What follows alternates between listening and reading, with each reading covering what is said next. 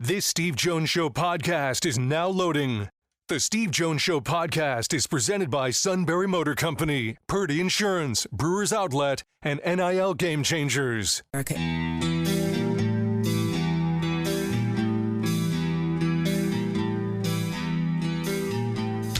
Bringing you an in-depth look at Penn State sports and more. This is the Steve Jones Show on News Radio 1070 WKOK. The Steve Jones Show is presented by Sunbury Motor Company, Purdy Insurance, and Brewers Outlet. Now from the Sunbury Motor Studio, here's Steve Jones.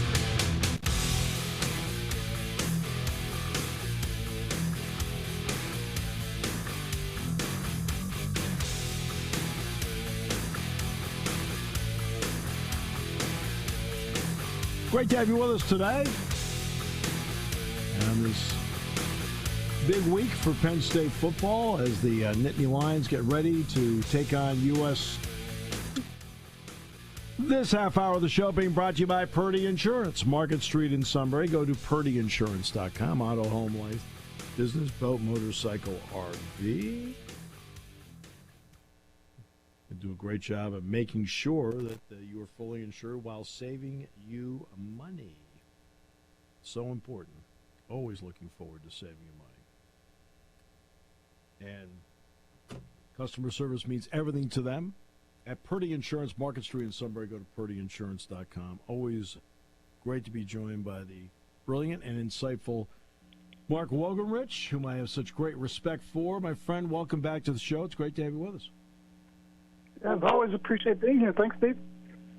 All right. Mark, Saturday, I referred to it on the broadcast at the end with Jack as I felt like it was a workmanlike performance. How would you describe it? Good word. I don't think it was a lot of these times when I'm writing, maybe I'll try to think of, like, scores in terms of functionality. Like, in my mind, I call them functional scores.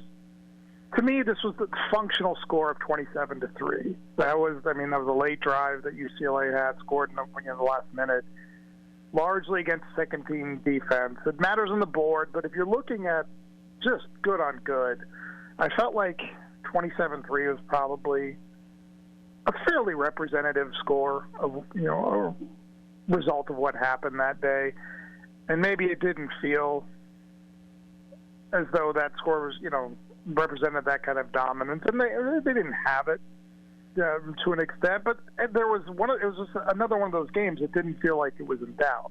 I didn't feel like in any of these 5 games so far, close as they may be, to the point where against Bowling Green, they still have to recover an onside kick, but the result didn't appear in doubt. That it was just a degree of the result, and part of me thinks that that's just what Penn State kind of is facing this season. That it's just they're kind of being graded on degrees. But let's face it, because of the playoff, that's probably how they're how everybody's being evaluated at this point. Because one thing we don't know is we don't know what the committee thinks because they haven't done this before. Right, exactly, and it goes to an interesting point that James Franklin brought up. I found it interesting. He mentioned it after Saturday's game, and then mentioned it again today, that Penn State is the only team over the last 4 years. They were the only team over the llast 4 years to start a season 4-0, and now they're the only team over the last 4 years to start a season 5-0. And that there's a lot of subtext to that, and you get into like scheduling and everything like that. But that means that for 4 years now, they're putting themselves in position. That every year they're getting themselves into position to be competitive. This season, they don't have to be, it's strange to call it as competitive, but they have a wider berth this season that, as you said, with 12 teams and with the playoff committee that you really just haven't any idea what they're thinking as of now, and you won't for still a couple of weeks. It's important to put yourself in a 5-0 position and to be there, but I don't think you have to be. You just don't have to be superhuman, as maybe you did in past years, and that style meant as much. It certainly means something, but it doesn't. Not going to mean as much. We don't know what they were thinking. I think the best example. We don't know what they're thinking of Alabama right now. leading Georgia 28-0, hanging on, and then losing at Vanderbilt. We have no idea what their perception of Alabama is, and it's probably a good thing that we really don't know and won't know for a couple of weeks until these perceptions gather more data. No question. And I think when you look at Saturday, Vanderbilt beats Alabama. Alabama never led, first time in 5 years. Right? Washington beat Michigan. Minnesota beat USC. Arkansas beat Tennessee. It's hard to win. You got games like that. It's hard to win. And it's even harder. I looked. It's even harder to win now. At least early, it's showing. It's harder to win when you have to go somewhere and cross a couple of time zones. Whether whether travel affects you or not, at least early in some of these games, it has mattered. I mean, I think I have right now. It's like the team that's done the traveling in these Big Ten games. It's either crossed a couple of time zones, or in either direction. I think they're like 1-9, 1-8, or 1-9, something like that. The only team that's won crossing a couple of time zones is Indiana at UCLA. Right. So there is something there. That one, it's just hard to win, and two, it's hard to win when you're playing. When you've got to divert, when you've got to adjust your schedule so much and make a lot, make scheduling concessions. So that to me is one of the unique factors in play with Penn State going to USC. That we think in terms of the only time we travel like that is we think in terms of that being a bowl game, and there's a lot more built into it. And now it's how do they handle the fact that they're only going for 3 days instead of 5 or 6. Through the opening 5 games, is there any area that's been a little better than you thought it might be? And is there an area where they're not quite as good as you thought they might be? I probably would go with conventional wisdom. Everybody, that they're better at wide receiver than I thought they would be. I thought there would be more of a hierarchy with Trey Wallace as being a defined absolute number one, and then complementary receivers around him. And that may still turn out to be the case over the course of 12 games and beyond. But the fact that you've got 4 players, 3 receivers and Tyler Warren with 100-yard receiving games, and the fact that that Liam Clifford can have like the third down production that he's had this year, and specifically the third down production he had against UCLA. I see them being able, at that position, with those 4 guys, it just seems like they got a nice 4-player rotation there with Wallace, Liam Clifford, Julian Fleming, and Omari Evans, that at some point, and you don't know when, you don't necessarily know when it's coming, at some point one of those guys can kind of go off and have a big game. I think that's been a real factor. That's been a real positive for me. And special teams, it's part of it is also circumstance with having to play, Caden Saunders for a few weeks in a limited status as punt return. So he kind of gave up that element in order to catch the pass or in order to catch punts and just make sure you have possession. But there have just been a little bit of shakiness on special teams. Like Riley Thompson didn't have his best game punting the ball. Gabe Nwosu's kicked a couple out of bounds, and then the changes at kicker. I just think that I always say, you don't notice special teams until you notice them. You don't notice kickers until you notice them. I think those are the grace notes that will show up in bigger games. You mentioned the receivers. What I found interesting is Penn State has had 4 100-yard receiving games from 4 different players. Right, exactly. That's what I was trying to get at with more words than you did. That's been very like I expected it from Tyler Warren. It's hard. Sometimes it's just hard for tight ends to get 100-yard receiving games because you don't expect them with as much of the yards after catch as a receiver, and you're not going to throw the 50-yarder to those guys.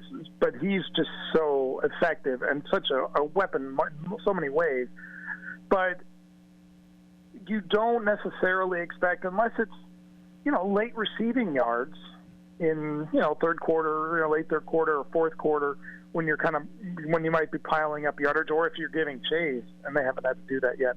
But you don't expect that many receivers to have like that kind of game unless you're throwing 45 times a game. That's the other thing. That Drew's just not in this offense. He hasn't been a 45 pass guy a game. I mean, he's averaging in the 20s. I don't have the number in front of me, but he's just not throwing a ton of passes. So to have three different guys with 100-yard games, I think speaks to the explosivity, one, of their passing offense, and two, like I said, the fact that each of those guys brings just something a little bit unique that in a certain situation can be explosive at just the right time. Which then brings us to the defense. And when I look at, you want to be good up the middle, right? And you look at Zane Durant Thomas, you look at Kobe King, you look at Jalen Reed. Quarterbacks, you and I both know, Mark, and all the quarterbacks you and I have talked to over the years, they don't like pressure in their face. Right. What has Durant meant in that regard, and then what's been the domino effect of Durant on what he's doing to help the defensive ends? I remember talking to Zane like that about last year, and him saying that his size, I mean, he's gotten bigger, but initially he wasn't that big a guy, but he never thought that was an issue because he's explosive. And he's almost got like a defensive end kind of step coming out of a three-point stance. And I think he's really shown that this year. And just to have him to be able to consistently get through and at least get a hand up, get an arm up, make a quarterback move, get him out, or at least, force them to be rolling quarterbacks so then he's only using half the field. When you do that, and then you're lining Abdul Carter up behind him situationally, which just adds another element to that up the middle, that up the middle scene that they've got going on. Then with I think Kobe King's having a terrific year so far. He's been very good, very sure, and Jalen, even without KJ Winston, man, if you had Reed, Wheatley, and still had those three guys, Reed, Wheatley, and Winston back there, you'd have an all-star class of the baseball, pitcher, shortstop, center fielder. It would be a master class with that group. But even without Winston, they've still been able to get Jalen Reed in some of those blitz packages going. He had a big one at the goal line against UCLA. And I've just been really impressed, specifically with those two guys, with King and Durant, as far as how they can then manifest plays for Tony Rojas and deny Dennis Sutton. And like I said, Reed being able to come off and blitz, stuff like that. And the corners will feed off that too, that they can jump around. That has been, I think Zane Durant has been probably about as core player as they've had defensively so far, and be able to have ripple effects that just improves conditions for everybody else. I'm going to guess that when they put all this together, and USC and UCLA said, "Hey, is there an avenue for us to get in?" And Fox then said, "We'll make a call," and found out it was a possibility. And then a year later, Oregon and Washington got it. Something tells me this is what the Big Ten had in mind Saturday, a doubleheader of Penn State, USC, followed by Ohio State, Oregon. I think, Mark, this is probably what they were hoping for. Yeah, I mean, that's the centrifuge of that. Yeah, absolutely. This is the centrifuge of that, of the whole expansion. And I think one of the really interesting ripple effects of that expansion then comes into play with a team like Indiana, because as you said, the networks, the three media rights partners want Penn State, USC. They want Oregon, Ohio State. They want Michigan, USC. They want Washington, Ohio State. They want the brand games. Are they okay then with having, again, not disrespecting Indiana, but they okay with having a team like Indiana or Rutgers play the noon Big Ten Network game or the FS1 game, and maybe won't place them into higher profile matchups? some of the teams that Rutgers doesn't play, some of the teams Indiana doesn't play or hasn't played yet. It's going to help those teams too, really, because Indiana's 6-0, and their schedule's going to get a little bit. Their schedule's going to toughen, but they're not getting certain teams. Rutgers is not getting certain teams. I think Penn State, Ohio State, and Michigan are off Rutgers' schedule, if I'm correct. I don't have it in front of me, but I'm wondering how they're going to have to reevaluate scheduling in a couple of years if that brings into play, like we said, like in Indiana, going 10-2, and getting into the Big Ten title game, perhaps. I don't know if that's going to be feasible, but that to me is going to be an interesting byproduct of having the monster games as well in your prime windows. Exactly. All right. What's your thought on this game this week? USC's coming off the tough loss to Minnesota. Do I think the replay guys in the end got it right? Yes, but their methodology was awful. If you could tell me where the ball is. Right. Please. That's an entirely different subject, which maybe I'll touch on in a moment. But what's just your thought on USC and what they bring to the table for Lincoln Riley? I was driving back from Penn State, so I was listening to that game, and I had the Minnesota radio crew on, and they were bamboozled. One, at the decision. They sounded a little bit perplexed by PJ Fleck's decision to go for it, but two, they were, as you were saying, they were surprised at the methodology and their view of that play. Just they seemed to be absolutely certain that he was in even before the review. Mm-hmm. So if you're Lincoln Riley watching that and you feel like you're that close to getting it, kind of escaping, and then you get the interception in the end zone, then you feel like you're that close to escaping your own cue. How does that reframe and reset where you are? And coming back home, sometimes that kind of thing is good. That kind of reset, that kind of team reset can make them edgy. And Penn State walks into something like that, a defense that gave up 2 late touchdowns, and now they have some soul searching to do on that angle this week, and how do they respond to that? I think they're going to, that's a point scoring offense too, but with Penn State, which, if they can get some of the pressure and the coverage, I feel like the matchup is, I feel like there's a lot in going in Penn State's direction regarding the matchup. Now, all the other forces that are coming into it, like number of possessions and just having to play out there and getting out there, just being ready for that kind of regular season game as opposed to a bowl game. I think that all definitely factors into it. But I do, initially, I do kind of like the matchup as a lean, leaning in Penn State's direction. It's offense, especially offense versus defense.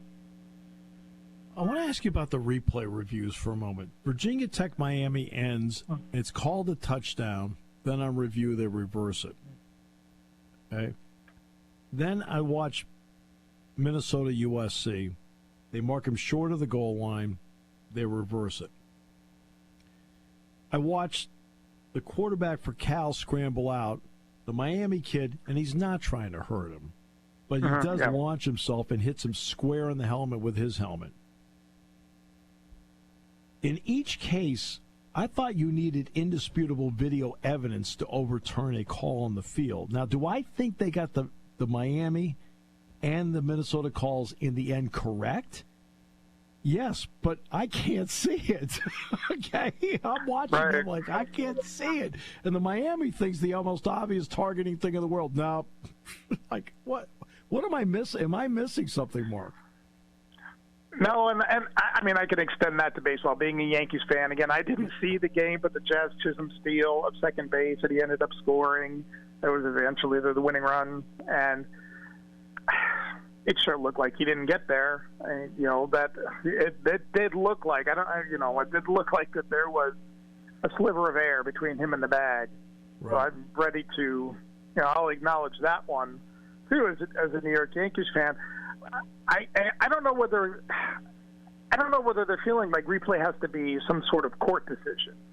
Right. That if they're getting to if they get to the indisputable part, that there's some sort of appeal that's going to happen. That if if they're wrong, then an appellate court comes into play.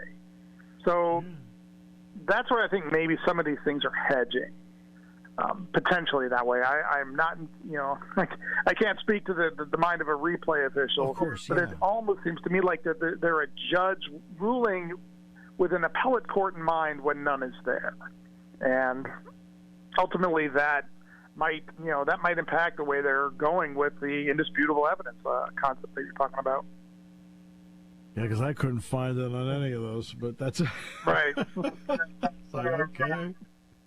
Mark, always a pleasure. Thanks so much for the time you gave us today and the great insight.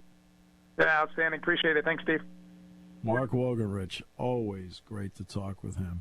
This half hour brought to you by Purdy Insurance. Market Street in Sunbury. Go to purdyinsurance.com. Great to have you with us today here on News Radio 1070 WKOK. There's something to be said about a sale with a handshake, a service technician who really knows what he's doing. They can explain it in English what the problem is. There's nothing better than having that friend you could trust in the area. That's Sunbury Motors, where you get selection, knowledgeable salespeople, and prices that fit your budget, and more important, that friend you can trust. Welcome to Sunbury Motors, Kia, Ford, and Hyundai. You could shop other dealers and compare prices, but at Sunbury Motors, you get their lowest price promise. They research the current used vehicle market and guarantee their used car prices are the lowest. If you find a lower price, Sunbury Motors will beat it. 3 dealers all in one. See their full new and pre-owned inventory at sunburymotors.com. Pick out a vehicle you like and schedule your test drive online. Follow them on Facebook. Sunbury Motors Ford and Hyundai, North 4th Street, Sunbury, and Sunbury Motors Kia, routes 11 and 15 in Hummel's Wharf.